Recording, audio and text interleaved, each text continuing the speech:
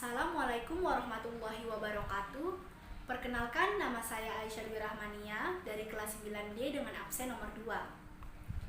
Di kesempatan kali ini saya akan membahas sekaligus menjelaskan secara lisan mengenai sebagai berikut, yaitu organ reproduksi, spermatogenesis, oogenesis, fertilisasi, dan ovulasi. 1. Organ reproduksi. Sistem reproduksi adalah sistem organ seks dalam organisme yang bekerja sama untuk menghasilkan keturunan. Misalnya, penis bagi pria dan vagina bagi wanita. 2. Spermatogenesis.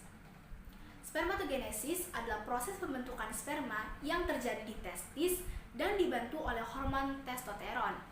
Spermatogenesis sendiri terjadi di tubulus feminiferus.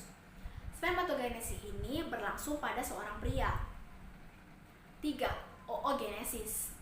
Oogenesis adalah proses pembentukan ovum yang terjadi di ovarium dibantu oleh hormon estrogen dan progesteron. Pada setiap prosesnya, tubuh wanita hanya dapat menghasilkan satu ovum yang fungsional. 4. Fertilisasi. Fertilisasi adalah sebuah proses penyatuan kedua sel gamet yang terdiri dari sel telur wanita atau ovum dengan sel sperma laki-laki. Proses fertilisasi sendiri juga sering disebut dengan proses pembuahan. Hasil dari fertilisasi adalah sel tunggal atau bernama zigot. 5. Ovulasi. Ovulasi adalah proses di mana pada saat menstruasi, sel telur akan kembali berkembang di dalam ovarium. Saat sel telur sudah matang, ovarium akan melepaskan sel telur tersebut ke tuba falopi untuk dibuahi. Selanjutnya, saya akan menjelaskan proses terjadinya ovum dan sperma. Baiklah, di sini ada berupa tabel penjelasan. Di sebelah kanan ada tabel oogenesis untuk perempuan, dan di sebelah kiri ada tabel spermatogenesis untuk laki-laki.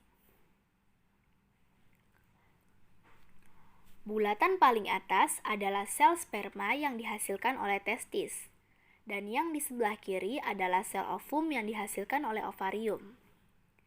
Keduanya bersifat 2N atau diploid. Setelahnya, terjadilah pembelahan mitosis.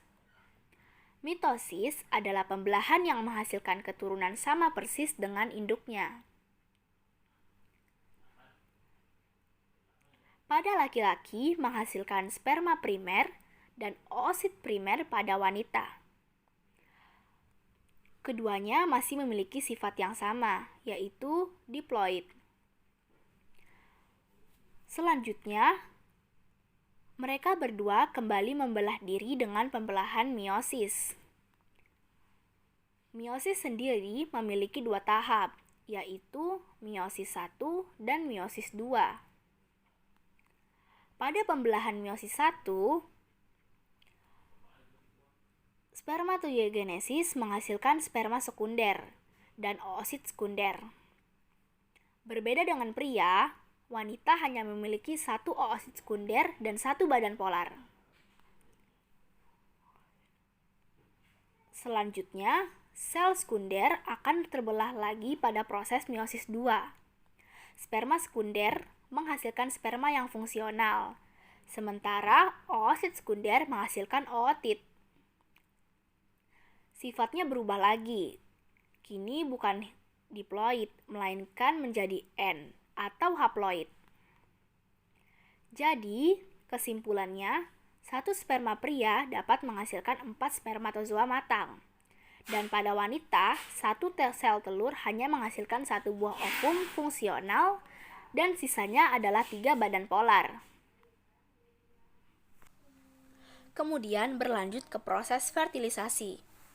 Ini adalah ovarium. Ovarium adalah tempat dihasilkannya sel telur yang sudah matang. Kemudian, sel telur atau oosit akan keluar dari dalam ovarium dan menunggu sel sperma di tuba falopi. Apabila kedua sel inti tersebut bertemu, maka terjadilah fertilisasi. Seperti yang kita bahas tadi, mereka akan mengalami penyatuan dan terbentuklah zigot. Zigot kembali membelah diri. Satu sel zigot membelah diri menjadi 2, Kemudian, 2 bagian zigot ini akan kembali berpecah menjadi 4 bagian zigot. Begitu seterusnya hingga zigot membentuk gerombolan sel yang disebut morula. Yang terakhir, morula terus mengalami pembelahan hingga terbentuk belastosit dan menempel di dinding endometrium atau disebut proses implantasi. Selanjutnya, ovulasi. Diawali dengan menstruasi. Menstruasi adalah keluarnya darah dari vagina yang terjadi akibat siklus bulanan alami pada tubuh wanita. Setelahnya, mari mengenal hormon apa saja yang terjadi pada saat menstruasi. 1. Hormon FSH atau Follicle Stimulating Hormone yang berfungsi merangsang pembentukan follicle degrowth dalam ovarium dan memacu perbentukan estrogen. 2. Hormon estrogen berfungsi merangsang kelenjar hipofis untuk memproduksi LH dan menghambat produksi FSH. 3. Hormon LH atau luteinizing hormone merangsang ovulasi dan perkembangan corpus luteum dan merangsang ovarium untuk memproduksi progesteron. 4. Hormon progesteron yang berfungsi memacu pembentukan endometrium uterus sehingga siap untuk implantasi embrio. Kemudian menghambat produksi FSH oleh hipofis, menghambat produksi LH. Ini adalah siklus menstruasi pada wanita. Ada beberapa tingkat hormon. Yang berwarna biru ada hormon FSH, yang berwarna kuning ada hormon estrogen, yang berwarna merah ada hormon LH, dan yang terakhir warna biru tua ada hormon progesteron. Di bagian atas ada folikel. Itu adalah pengembangan folikel pada menstruasi sampai selesai. Dan paling bawah ada dinding rahim atau endometrium. Di fase awal atau fase menstruasi dari hari pertama dan keempat, hormon FSH meningkat dan memimpin daripada hormon lainnya. Terlihat juga bahwa folikel mengalami perubahan. Setelahnya, pada 4 hari sampai 14 hari atau fase praovulasi yang dikenal dengan masa subur, hormon estrogen meningkat drastis disusul hormon LH yang berada di atasnya. Hormon LH mengalami peningkatan paling tinggi, dikarenakan hormon inilah yang akan memicu keluarnya sel telur yang sudah matang. Setelah fase ovulasi habis, hormon LH dan estrogen menurun, digantikan oleh hormon progesteron yang bertujuan untuk menebalkan dinding rahim. Kita bisa lihat dinding rahim yang tadinya tipis berubah menjadi tebal. Selanjutnya, hormon progesteron akan menurun dan akan kembali lagi pada masa menstruasi. Baiklah, demikian hasil pembahasan saya. Semoga apa yang saya jelaskan dapat dimengerti dengan baik. Mohon maaf jika ada kata-kata yang kurang berkenan.